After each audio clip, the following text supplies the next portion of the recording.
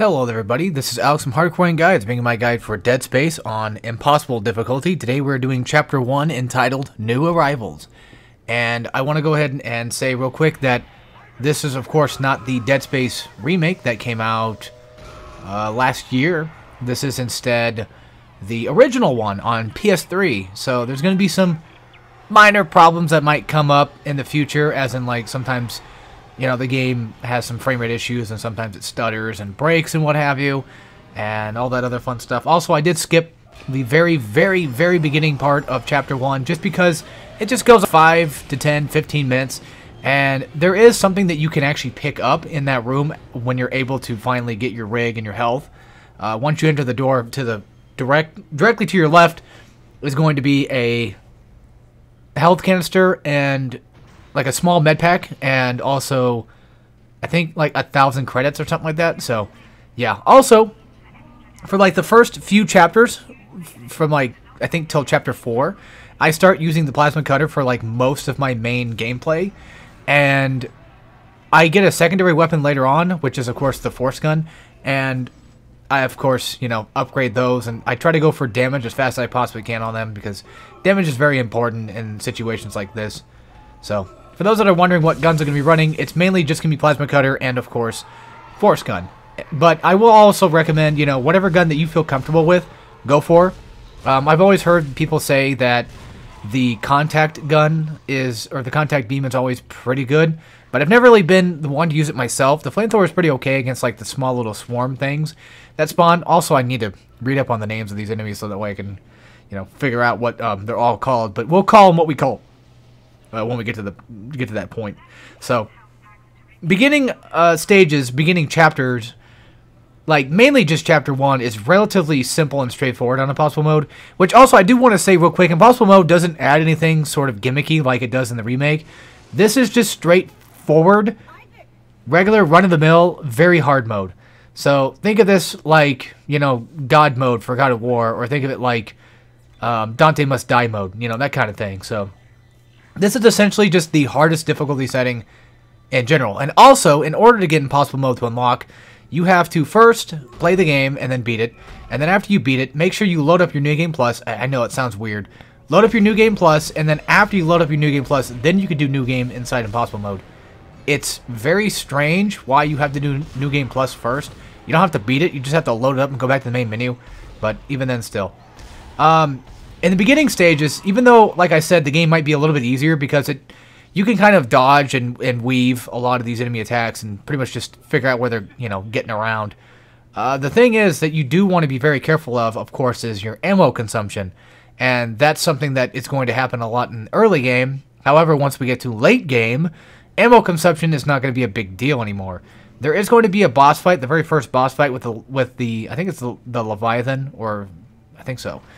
The first boss, which is just going to be an ammo drainer, and that's just something that, you know, we're going to deal with later. And of course, the reason why I bring that up is because I was earlier watching Seraphim17's videos on Dead Space, and I was like, oh yeah, I really was, you know, an ammo waster for sure. So that's something I wanted to bring up. He recently did, like 2 months ago, Dead Space 1. I didn't even realize he did.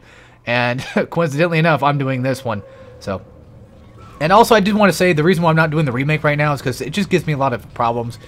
And it is a bit of a gimmick mode that if you do happen to lose it, you do lose all your progress. However, of course, for those that want some advice for the remake, you can actually quit your game before you completely die, or reload save. That way it doesn't, you know, completely screw you over. Yeah. So, a few pointers. I'm going to be using a lot of these stasis stations quite often. I'm going to be using stasis as much as I can without going too far over. And I will, of course, be attacking very specific limbs most of the time. I always aim for, like, the legs first. I usually aim for the left leg first. I don't know, it's out of habit. And then after I aim for the left leg, I usually go for the arm. I never really go for the head or the other leg. So for those that are curious on how exactly I take down a specific necromorph, then that's pretty much how. I'll probably explain more in detail when I actually see those. Because, you know, starting out this guide is kind of hard because it's a little difficult to explain pretty much everything that's kind of happening right now, because everything's going by so fast, which is kind of funny because we're not really fighting that much either. But yeah, so for those that are new to Dead Space, if you chop off the limbs, then you do more damage. that type of thing. Don't try to aim for, you know, don't try to aim for like the chest or anything. Like, you want to go for limb cuts because that way you can do extensively a ton more damage, and of course go for legs. So first things first, after the crane moves and you run over to this side, that's when the first necromorphs can spawn in this room. And another thing too about Dead Space 1 that Dead Space 2 eventually adds is Dead Space 2 adds this thing where you can stomp enemies and you can get, you know, once you kill an enemy, you stomp them to get your, like, whatever is going to pop out of them, your loot. However, in Dead Space 1, your loot just spawns normally. And since this is not the Dead Space remake, we don't get that cool little burning effect that, you know, Dead Space remake gets when you fully upgrade a plasma cutter. So in this very room, go ahead and use, you know, stasis as much as you need. And just keep in mind that at least these two guys are going to spawn. I believe there should have been more, but they're either not going to spawn or they're going to spawn later. I forget exactly what it was. That's another thing I want to go ahead and say too, is while playing this game, if you're struggling with a specific room, understand where the enemies are going to potentially spawn at. And then from there, figure out where you can kind of, like, you know, take them down from and try to get the advantage over them, because that's my main tip of advice, is always trying to have, like, the advantage, as in, like, knowledge of where they're going to spawn at and who is behind you at all times, that type of thing. And I do want to say, though, this guide might not be the best help for those that are more of, like, the casual players.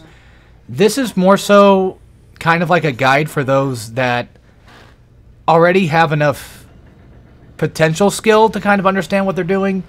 Although, granted, you wouldn't need my help if you have that much skill. But even then, still, this is kind of like an intermediate sort of course. And I'm not usually the best at these types of guides about explaining things. But, I try to, you know, help out as best as I can. Especially in the visual department, because that's usually where a lot of my guides kind of take focus.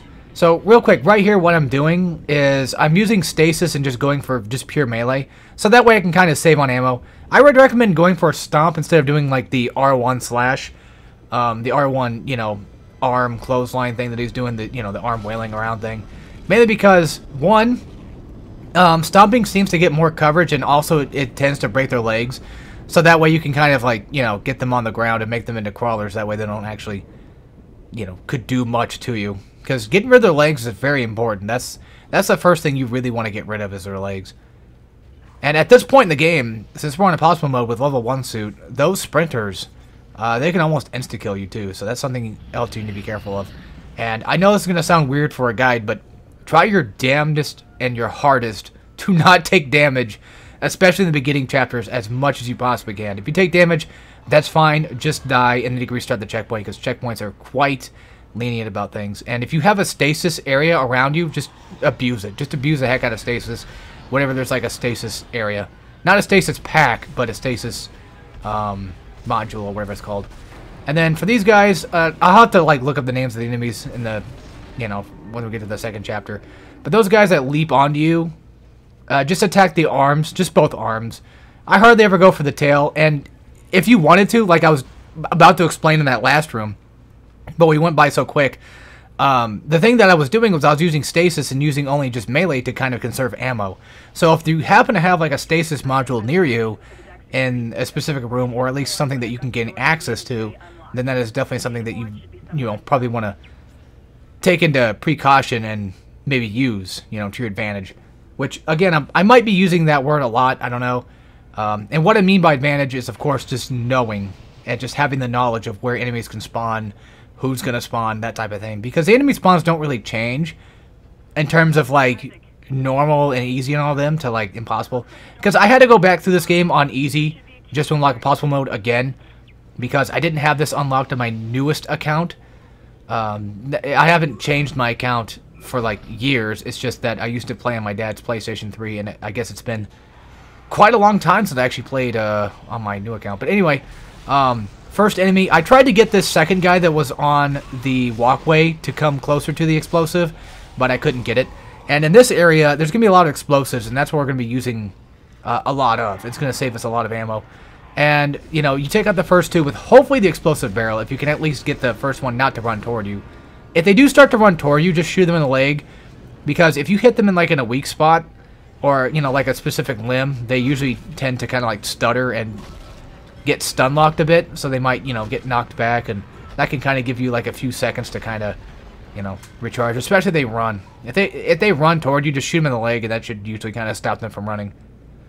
But yeah, in this entire room, the plan is to kind of just mostly use explosives, but that doesn't happen. And try to conserve as much ammo as you can in at least chapter 1 and 2. And once we start getting past those chapters, I think ammo should become a little bit more plentiful, at least money.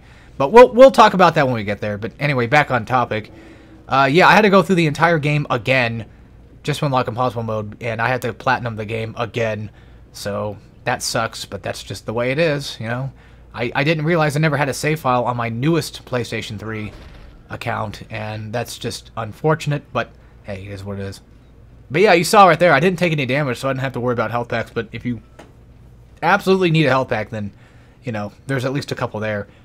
But like I said before, in Chapter 1 specifically, and especially Chapter 2, try your best not to take any damage at all from anything. And if you happen to take damage, then you can just let the game kill you, and then try it again.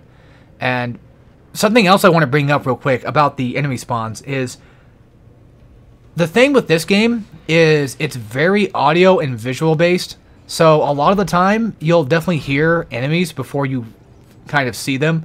And that's usually a good way to kind of indicate where they're at. Especially even if you have like the TV pretty low, they're pretty loud. Just normally. Also, this guy was just, you know, being a fake, of course.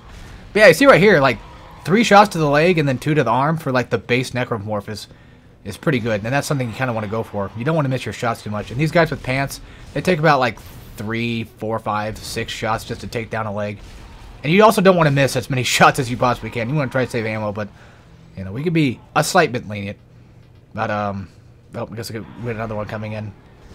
But yeah, in terms of enemy spawns, sometimes, you know, they might spawn from the ceiling or whatever. And if you know that there's like a vent above you, then just, you know, keep that in mind and just be like, okay, you know, they're going to spawn from there. But most of the time, like a good 85% of the game, the enemies spawn in like a very specific spot. And then the other 15% is just kind of like, oh, well, you're in a room and they can spawn from anywhere. So they'll probably spawn near you. So, you know, just keep your head about that and just listen for, like, you know, when you hear the vents break. Listen for when you hear them scream. That kind of thing. And also, if you ever get the chance to have either cover or something of the sort, like, if there's not, like, a vent around you, or even if there is a vent around you, if there's, like, a corner you can hide in, that's also a pretty good idea, because then you can kind of, like, get them to group up, and then after that, you can stasis them, and if you need to get out of the corner, then at least you have them stasised, and then you can, you know, run around them and get out of whatever predicament you might be in. So that's something else, too, is, like, the AI in this game tends to be kind of a bit wacky, and I mean the game in general is just a bit wacky sometimes, and just regardless, but for the most part there are certain circumstances where you can kind of mess with the AI and sort of, you know, force them into things they don't really know. Also, I recommend for items, especially this early on, to at least keep one stasis pack on you, just for a good while, for a couple of chapters. And then after that, you know, I wouldn't worry too much, but at least try to keep maybe potentially one stasis pack on your inventory at all times. If you have to have something else in your inventory that's more important, i.e. like a schematic or even a semiconductor, I would recommend getting rid of course, you know, the stasis pack. And also, if you happen to get ammo for another gun that you don't need, then just sell it. But if you need something in your inventory right then and there, just drop the ammo for a gun you don't have. I would also, like I said before, I would highly recommend going with a secondary gun, especially a primary / secondary type gun that you are more comfortable with. That way it makes your game a lot more easier. However, I will say this. I'm going to vouch for having, of course, I mean, the plasma cutter is usually pretty good because it's a nice straight shot and it's really fast, and, you know, especially when it's upgraded, it's really fast. It does a decent bit of damage. The damage starts to drop off late game. But for the most part, it's still a pretty good tool at what it does. And it's something that you can kind of keep around. It's pretty viable for what it's worth. But yeah, you saw right there, like, the necromorph was about to attack me, but as soon as I shot him, like, in the chest area, or at least around the arms, is when he kind of gave up the attack. So that's something else you can kind of do to mimic the AI, is if they're about to hit you, you can kind of like shoot them and they can, you know, sort of back off if you're lucky enough. But that's the thing, though, too, is sometimes you gotta be lucky with that. But anyway, so yeah, for the secondary gun, I want to vouch for the force gun because that thing two-shots enemies with just primary fire. And not only that, but the secondary fire, the grenade launcher, can also two-shot enemies. And on top of that, it's not only is it good, but it only uses one shot. It only uses one of your ammo for the secondary fire, which is just insane. And then for those that are kind of more familiar with Dead Space 2, like I eventually got, the pulse rifle's secondary fire is a AoE type thing, and it's not actually just a grenade launcher, so that's something else to keep in mind too if you're going to be running pulse rifle. Pulse rifle is okay, but I prefer it in Dead Space 2 than I do here. But yeah, the force gun just becomes such a impeccably damaging weapon that it's just ridiculous. And not only that, but it's super fast to kind of get a shot off, and it's almost got no consequences to shooting it off either, because when you fire a force gun shot, it usually just knocks back almost anything within its range. It's just ridiculous with how much damage it can do, and just the knockback and being able to knock enemies down just gives you that advantage that, you know, the other advantage that I feel like you would need is just, you know, getting those knockdowns too. So that's something else to kind of maybe take into consideration. And again, for my playthrough, I just went mostly plasma cutter and of course force gun, but you can kind of go whichever one you want really. Again, I've heard, you know, the contact gun or the contact beam is pretty good, and I don't really know too much about the flamethrower besides it's just kind of okay at like small little shitters. But other than that, I just never really mess with it too much, except for like in a basic playthrough.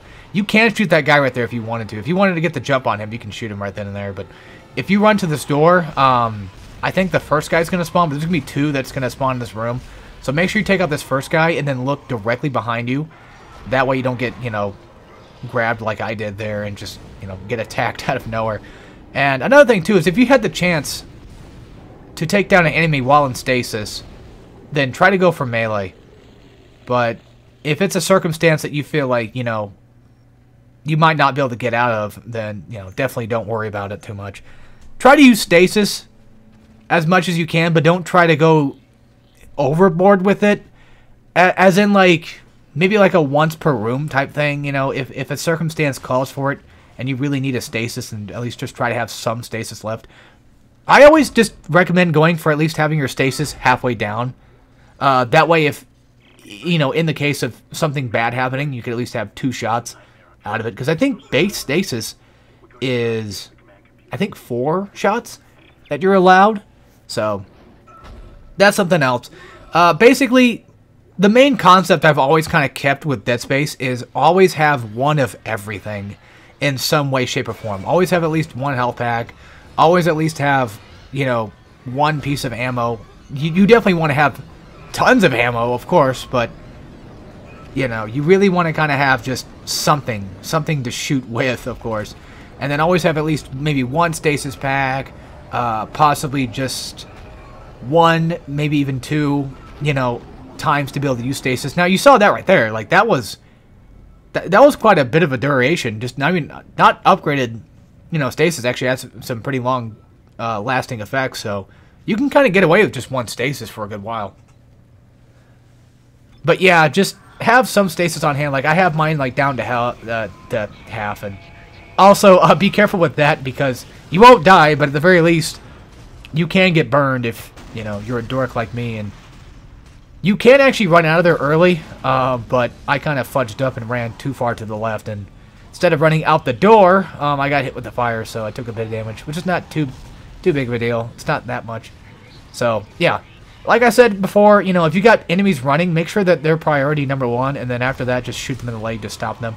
And for base necromorphs, they usually take about 5 shots to kill, and that's something else I want to kind of go into real quick, is when it comes to the plasma cutter or just ammo in general, the best way to handle ammo is you always want to try to make sure that whatever enemy you're killing gives back at least 1 more piece of ammo than what you used on them.